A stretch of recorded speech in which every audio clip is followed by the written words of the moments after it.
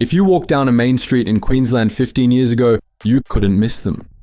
Bold black backgrounds, striking yellow text, and a smell that didn't remind you of cheap grease, but actual cooking. This was Pizza Capers. For a specific window in time, this brand became the poster child for the gourmet pivot. They managed to convince a nation of bargain hunters to pay a premium for fast food. They had the loyal fans, the aggressive growth charts, and a strong foothold in a market that everyone else was desperately trying to figure out. Today, that empire has effectively evaporated. From a peak of over 110 bustling locations, the network has collapsed to a handful of survivors.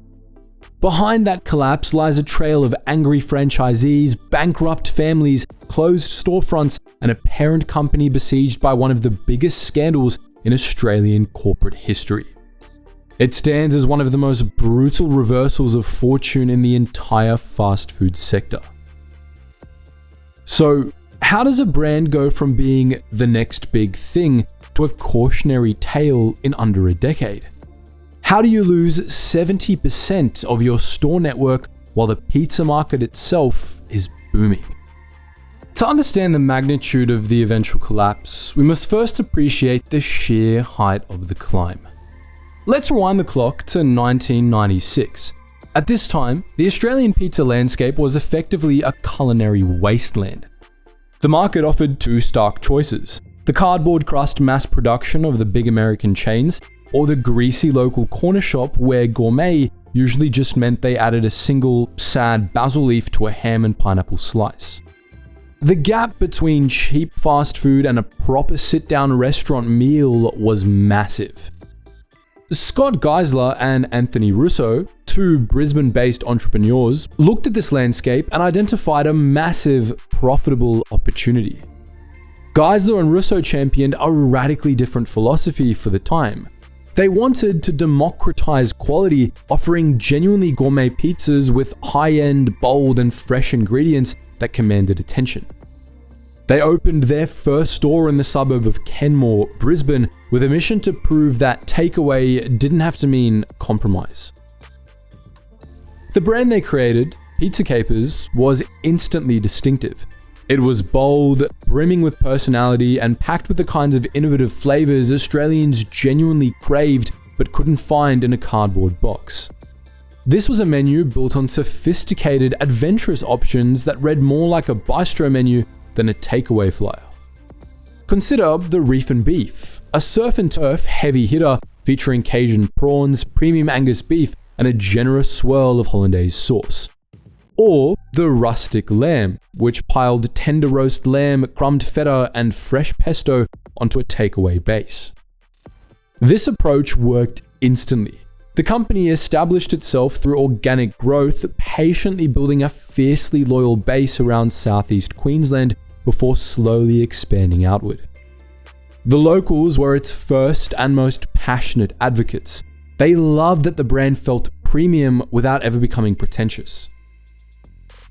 It successfully carved out a unique space that offered elevated quality that landed squarely in the realm of an affordable luxury, and in a time of economic stability, people were happy to pay a few dollars more to feel like they were eating something real.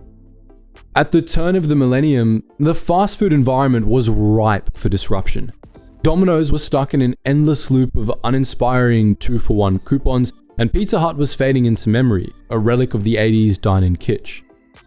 Pizza Capers became the obvious, exciting choice for anyone who valued flavor and quality. They proved that you could scale high-quality food without sacrificing the speed and convenience customers expected. By 2009, the little Brisbane pizza shop had evolved into a powerhouse with dozens of stores. Just under 3 years later, that number had swelled to over 110 locations. Their ambitions even soared beyond Australia's shores, leading to the launch of stores in Singapore in 2010. The message sent to the industry was clear. This Aussie gourmet model was world-class, ready to scale, and felt truly unstoppable. But scaling a business from a local hero to a national or even international empire requires massive capital and logistical firepower. The founders found themselves at a crossroads: continue the slow, steady grind of organic expansion, or strap a rocket to the business by partnering with a major corporate player. They chose the rocket, believing it would take them to the moon. In 2012, Pizza Capers was acquired by the Retail Food Group. At the time, RFG was the stock market darling of the Australian franchise sector. This was a massive Australian-listed behemoth, a corporate giant that owned and operated a sprawling portfolio of iconic food brands, including Donut King, Michelle's Patisserie, Brumby's Bakery, and Gloria Jean's Coffees. The narrative pitched to franchisees and investors was seductive. RFG offered access to a robust national supply network, substantial capital investment, and the shared corporate resources needed to finally conquer the Sydney and Melbourne markets. Pizza Capers was meant to rocket from a successful regional chain to a dominant national presence, sitting comfortably alongside Donut King in every shopping centre in the country. The reality, however, was far darker. RFG, as it turned out, was less of a white knight and more of a corporate vulture. In the years following the acquisition, the culture of Pizza Capers shifted overnight. RFG operated on a notoriously aggressive business model, one that seemed engineered to extract maximum revenue for the head office, regardless of whether the individual stores were profitable. We've already done a video on their practices if you're interested. Anyways, RFG locked franchisees into mandatory supplier deals. Store owners were no longer allowed to source fresh produce from local markets or find the best price for flour. They were forced to buy everything through RFG's channels, often at massive markups. Suddenly, the cost of that premium cheese and high-end lamb skyrocketed, but franchisees weren't allowed to raise menu prices to match. They were being squeezed from both ends. Suddenly, the very lifeblood of the brand, its commitment to premium ingredients and a unique identity, swiftly became a financial liability. The centralized RFG machine simply didn't understand the nuance of gourmet pizza. They tried to run a premium restaurant model with a broken mentality. This corporate disconnect had immediate, devastating consequences for the customer-facing brand. As RFG tightened its grip to maximize efficiency, it inadvertently strangled the creative spirit that made the business work. The first casualty was that aggressive voice. RFG stripped away the attitude. The bold, anti-corporate personality was replaced by safe, generic advertising that looked like everything else on the market. The brand that used to mock the cheap chains suddenly started sounding exactly like them. Then, the rot spread to the kitchen. RFG prioritized their supply chain rebates over the freshness that defined the brand. They quietly swapped premium ingredients for cheaper, mandated alternatives that they could mark up for a higher profit. The generous toppings on the reef and beef began to shrink. The quality that built the business was stripped away to feed the corporate bottom line. This destroyed the store experience. Franchisees were left in an impossible position. They were working 80-hour weeks to pay inflated prices for ingredients that were actively driving their customers away. Squeezed between rising fees and falling sales, they were trapped. For many, the only way out was to painfully shut their doors or go public with their financial ruin. While RFG was focused on internal cost cutting and squeezing margins, the external pizza market shifted dramatically. The brand was already struggling with its own operational issues when the industry landscape changed beneath its feet. Pizza Capers found itself outpaced, shackled by a parent company slow to adapt, while three distinct competitive forces reshaped consumer expectations simultaneously. The first major shift came from a revitalized Domino's. In the 2010s, under new leadership, Domino's stopped acting like a traditional pizza chain and pivoted to become a technology-first company. They publicly addressed their product quality issues and introduced digital innovations that set a new industry standard. They rolled out real-time GPS tracking, allowing customers to follow their driver to the door, launched AI-driven store management, and flooded the market with app-exclusive offers that made ordering effortless. This exposed RFG's critical lack of foresight. They failed to provide the necessary investment in app development or modern CRM systems. While Domino's offered speed, certainty, and a gamified digital experience, Pizza Capers was left trying to sell a premium product using antiquated systems. Simultaneously, the definition of gourmet began to evolve. Australia saw an explosion of boutique, independent pizzerias. These were hipster-approved wood-fired artisan bars offering Neapolitan-style slices and imported Italian ingredients that offered the kind of cool factor that Pizza Capers had originally pioneered, but they did it with genuine authenticity. This new wave of competitors made the RFG-controlled Pizza Capers look dated and manufactured. By this point, RFG had already degraded the ingredients to save money. So when a customer compared a Pizza Capers reef and beef, now made with cheap toppings, against a genuine wood-fired pizza from a local artisan, the difference was stark. The gourmet tag that defined the brand for a decade suddenly felt like a dusty marketing line. Pizza Capers was now too expensive to compete with Domino's on value, but too corporate to compete with the independents on quality. They were stranded in the middle. Adding to the complexity was a strategic complication created by RFG itself. In a move that confused industry analysts, RFG also acquired Crust Gourmet Pizza, Pizza Capers' direct competitor in the premium space. Instead of differentiating the two brands, the acquisition meant they were effectively fighting for the same demographic.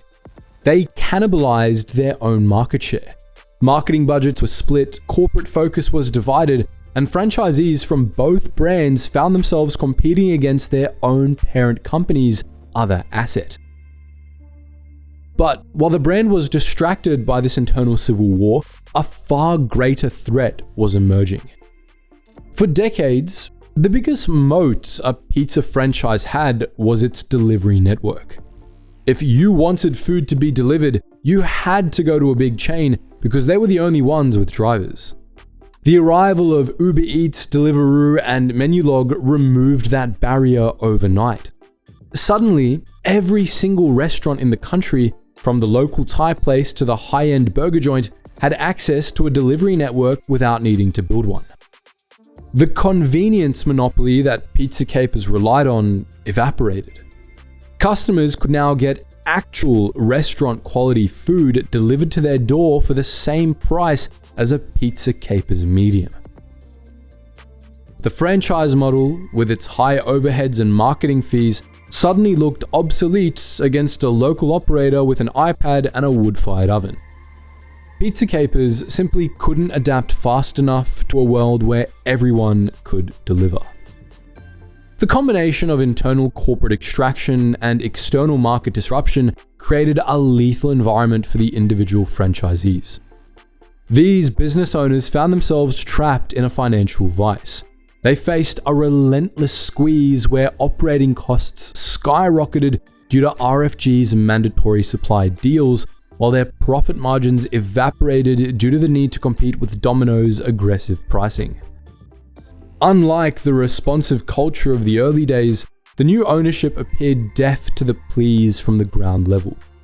The corporate focus remained firmly on extracting top-line royalties rather than ensuring store-level profitability. This financial pressure cooker resulted in a brutal, rapid physical decline of the store network. At the peak of its powers in 2011, Pizza Capers boasted over 110 locations. By 2025, that count had plummeted with only around 13 locations open. The pace of closures was relentless. As RFG started facing national scrutiny for its treatment of franchisees and other chains, the Pizza Capers map quietly went dark. Public awareness shifted from regarding Pizza Capers as a top-tier competitor to viewing it as a relic. Outside of its original stronghold in Queensland, the brand had effectively disappeared from the map, becoming a non-factor in crucial markets like Sydney and Melbourne. By 2018, the crisis engulfing the parent company was a full-blown scandal, with media investigations exposing their flawed business model. But RFG itself didn't collapse. Instead, it restructured, identifying growth brands like Crust and Donut King and non-core brands. Pizza Capers was ultimately left stranded within a corporate structure that had no interest in saving it, stuck with a 2010 business model in a market hurtling toward the 2020s. So, where does the once great Pizza Capers stand in 2025? Well, it exists in a state of corporate purgatory, with locations only really found around their stronghold in Queensland. The remaining stores persist largely due to the heroic efforts of individual operators who are locked into long leases or who've managed to maintain a loyal local following despite the lack of corporate air cover. They're surviving in spite of the franchise system, not because of it. RFG is happy to keep collecting the royalties from these survivors, but they aren't spending a cent to help them grow. Nationally, the brand has become a ghost. Its online presence is minimal and its digital infrastructure lags years behind its competitors. There's no major marketing campaign, no vibrant social media presence, and no attempt to engage with the modern food culture on platforms like TikTok. While competitors experiment with drone delivery and viral marketing, Pizza Capers remains firmly parked, a static entity in a dynamic market. The central tragedy of this decline is that the product itself remains excellent. Even today, loyal customers will queue for the Thai chicken or the Mediterranean lamb, swearing that the flavor profile is unmatched by any other major chain. The failure didn't originate in the kitchen. It was entirely a failure of the boardroom. The collapse serves as a textbook case study in corporate mismanagement. The primary drivers were clear: a management culture focused on wealth extraction over sustainable growth, a fatal lack of investment in digital infrastructure, and a strategic blindness that failed to defend the brand's gourmet identity against the rise of authentic, independent competitors. The foundational concept of Pizza Capers remains fundamentally sound in the Australian market. However, the brand's inability to execute this vision is functionally broken. A revival would require massive financial reinvestment and a complete corporate restructure, yet there's currently no credible signals that such a rescue is coming. In fact, recent financial reports suggest RFG is actively encouraging remaining partners to convert their stores to other brands. The writing is on the wall. The parent company has mentally moved on, and the brand is effectively in hospice care. Consequently, Pizza Capers is trapped in a cycle of stagnation. It requires a fresh leadership team passionate about connecting with a new generation of customers who have never heard of the brand. Without that injection of energy and capital, it remains a zombie brand, clinging to life but unable to take the action required to truly matter again. The story of Pizza Capers is a powerful business lesson on how a brilliant product and a unique market position can be systematically dismantled by corporate inertia and a loss of identity. They had the flavor, the flair, and the following, but in the ruthless, fast-paced world of franchising, being designated non-core is a death sentence. So, next time you drive past one of those fading black and yellow signs, if you can even find one, remember this: you're looking at the ruins of a truly great Australian food idea. A brand that once challenged the giants and won, only to be defeated by its own ownership. But what do you think? Was Pizza Caper's failure inevitable the moment RFG decided to focus on crust, or could they have saved both gourmet brands? Do you still miss the unique flavors of the Thai chicken pizza, or have the Domino's app and local wood-fired joints completely won you over? Let us know your thoughts and your favorite Capers memory in the comments section below. And if you enjoyed this breakdown of corporate struggles and market turbulence, don't forget to like, subscribe, and tap that notification bell so you don't miss our next video. Anyways guys, thank you so much for watching, and as always, stay curious.